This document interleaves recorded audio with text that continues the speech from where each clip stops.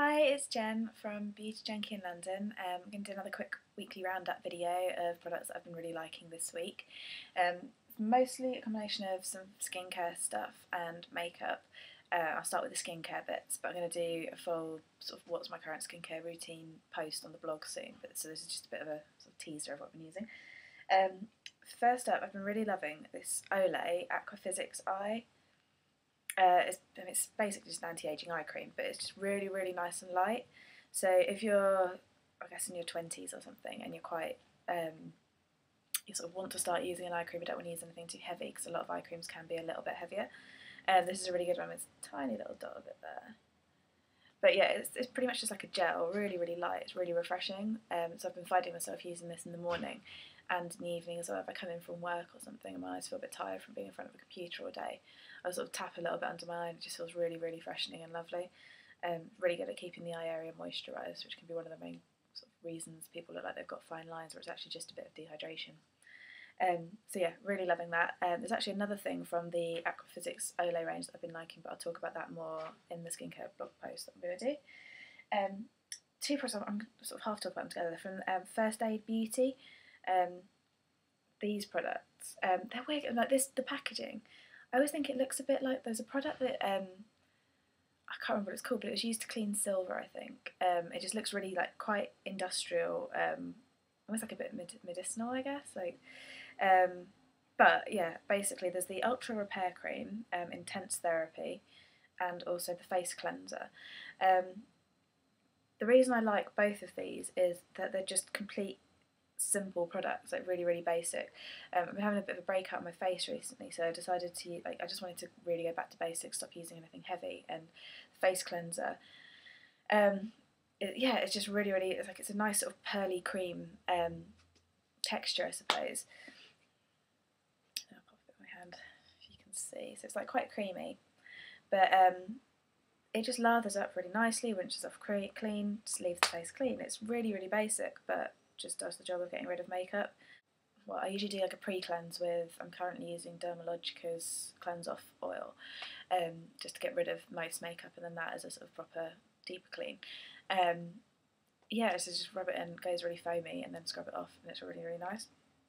Also, as a follow-up for that is the Ultra Repair Cream that I was just talking about. It says it's Intense Therapy, and it's just, again, a really, really nice basic moisturiser. I've been using this actually all over, because it's quite a big pot. Yeah, it does smell a little bit medicinal, I suppose. Can't really tell, but that doesn't really help you guys, does it, if I'm just sniffing something on camera. But just really hydrating, really moisturising. It says it's fragrance free, but obviously everything that's fragrance free still smells of something. But yeah, really light, it's really, really good as a hand moisturiser as well. Really nice as that. But yeah, I've been using it on my face at night, not so much in the day because it hasn't got SPF or anything in it, and all over my body sort of after shaving or showering or whatever. It's really, really nice, really basic, but it's good stuff. I kind of wish it wasn't in a pot because I'm not as keen on pot-based products. I'd rather have a tube or a pump. But yeah, it's good, and it says it's well, hydrate dry, parched skin, relieve minor irritation and itching due to eczema and other conditions of the face and elsewhere, which is why I really like it for, because I do have quite sensitive skin, and if I'm having a bit of a breakout or something, it's actually quite nice to have something that's just really not going to react with anything. So yeah, another good recommended product. Last but not least, this one I've been using for quite a while actually, and I'm definitely going to repurchase when I run out. It's a Soap and Glory product called Scrub Your Nose in it. It's one of their scrubs with a special fruit acid formula, so it's kind of one of those AHA type, so it exfoliates with the little scrubby bits and also the ingredients as well. The thing that I like about this is the fact that if you double it up, you can use it as a mask or a scrub. I mostly use it as a scrub, but because I've been having this breakout recently, I've been using it as a mask, just to kind of calm my skin down a bit almost, and just stop it from the pores from getting clogged and ugh, grossness. But basically I really like it because it's like there's really, really fine scrubby bits and not too abrasive, and it's also quite fine scrubby parts, and it smells really nice as well. It smells kind of mentholy, I think. Yeah, it's really, really nice. It's one of those ones, I just love Soap and Glory's approach to everything. It's just so tongue-in-cheek, which I find quite fun. But so yeah, really liking that product. It's really good. Makeup wise, there's a few that I've spoken about on my blog recently. Is MAC Studio MAC Studio Sculpt. I mean, I was kind of sitting on the fence on my blog post about this, whether I like it or not. I have used it every day, and I've been trying different things about how to apply it and things, because I've just heard of so many other sort of bloggers and things who just get an absolutely flawless finish.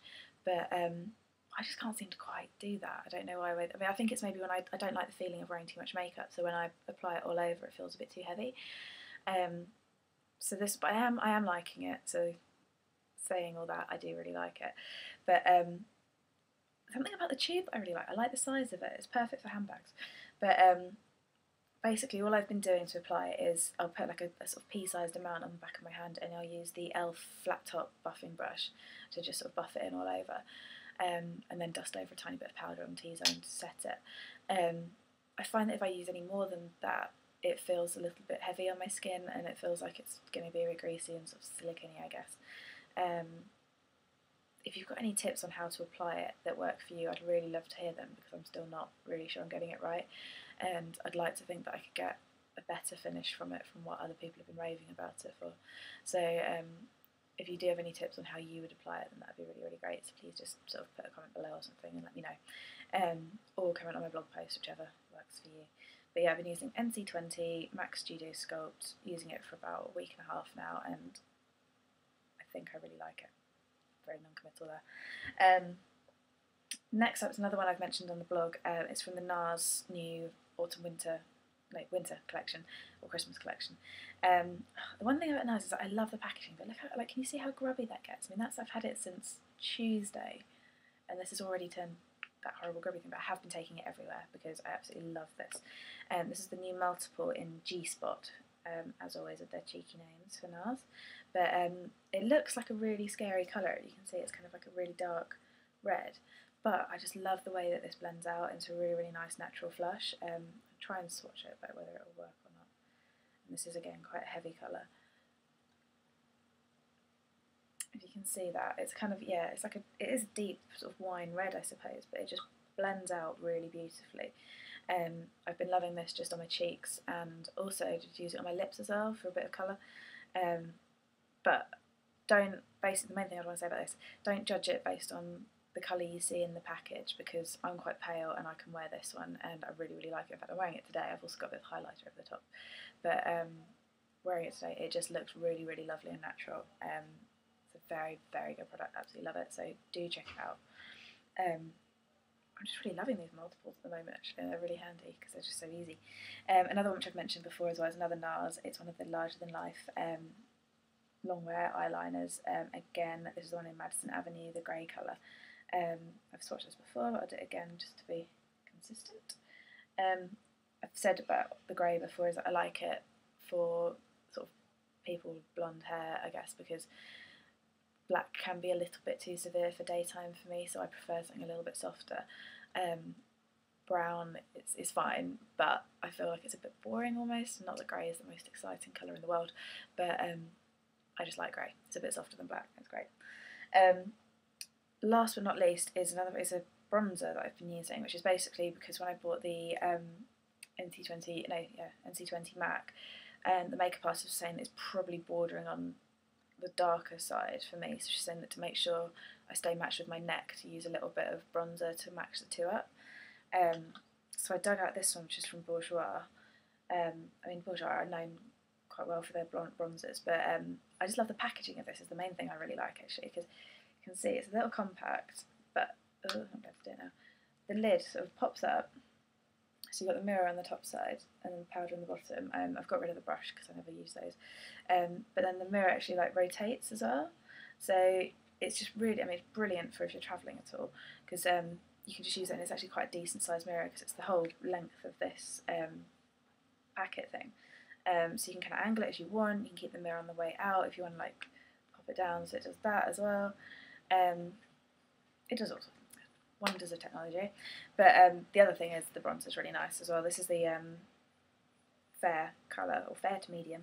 It says number 12 as well, just for reference. And literally, I mean, simple as I've just big brush, bit all over, down the neck, that sort of thing. Not very exciting. It does have tiny, tiny glittery bits in it, but I haven't found that. They haven't bothered me, and I don't like glitter, so if it doesn't bother me, then hopefully it won't bother anybody else who does. So yeah, they're the main products I've been loving this week.